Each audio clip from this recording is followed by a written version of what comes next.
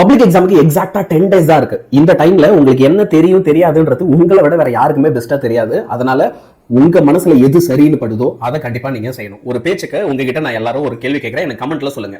உங்களுக்கு study holiday ஸ்கூல்ல விட்டுட்டாங்களா? உங்கள நிறைய பேர் இன்னுமே ஸ்கூல் போயிட்டு இருக்கீங்க. ஒரு சில பேருக்கு ஸ்கூலுக்கு போனா நம்மளால நல்லா படிக்க முடியும், அப்போ நீங்க போறது பெஸ்ட். உங்கள ஒரு சில பேருக்கு இன்னுமே நான் ஸ்கூலுக்கு போறேன் ஆனியன் சார், ஆனா எனக்கு ஸ்கூலுக்கு போறதுனாலேயே அங்க ரொம்ப டிஸ்டர்பன்ஸா இருக்கு, படிக்க முடியல, இன்னுமே என்ன வேற ஏதாவது படிக்க சொல்றாங்க, ஆனா நான் எதுல வீக்கா இருக்கணும் அது என்னால படிக்க முடியல அப்படின்னா அப்போ நீங்க லீவ் போட்டுக்கிறது பெஸ்ட். இந்த லாஸ்ட் 10 days உங்களால லீவ் போட்டு வீட்டுல படிக்க முடியும், உங்களை வீட்டுல அதுக்கு பெர்மிட் பண்ணுவாங்க, ஸ்கூல்ல அதுக்கு பெர்மிட் பண்ணுவாங்கன்னா உங்களுக்கு தெரியாத டாபிக்ஸ் அழகா வீட்டுல இருந்தே படிங்க. ரொம்ப ரொம்ப பெஸ்டான ஒரு விஷயம். அடுத்து ரொம்ப முக்கியமானது என்ன அப்படின்னா, ஒரு நாளைக்கு எவ்வளவு நேரம் இப்போ நீங்க தூக்கணும்.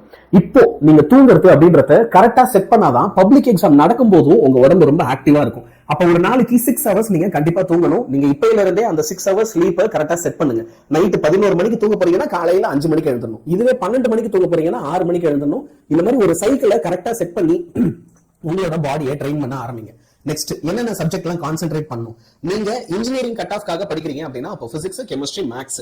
இல்ல என்ன சார் நான் பயாலஜி ரிலேட்டடா ஒரு கோர்ஸ் போகணும்னு நினைக்கிறேன் அப்படின்னா அப்போ மேக்ஸ் தூக்கிட்டு பயாலஜிக்கு அதிகமா கான்சென்ட்ரேட் பண்ணுங்க. இப்படி உங்களுக்கு என்ன வேணுமோ அதை சரியா கான்சென்ட்ரேட் பண்ணி படிக்கிறது ரொம்ப ரொம்ப புத்திசாலித்தனமா இருக்கும். இந்த நேரத்துல தமிழ் இங்கிலீஷ்க்கு ரொம்ப இம்பார்ட்டன்ஸ் கொடுக்காதீங்க. எக்ஸாம் வரும்போது அந்த சப்ஜெக்ட்ஸை நம்ம நல்லா படிச்சா போதும்.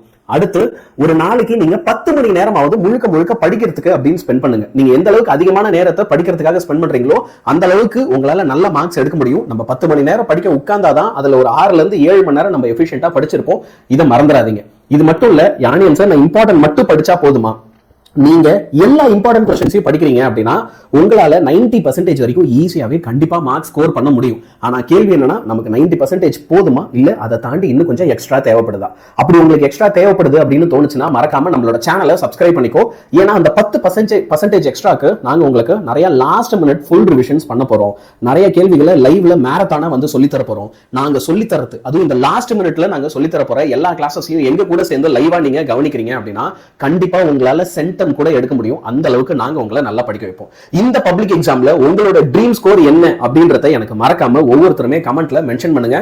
நம்ம சேனலை மறக்காம சப்ஸ்கிரைப் பண்ணுங்க.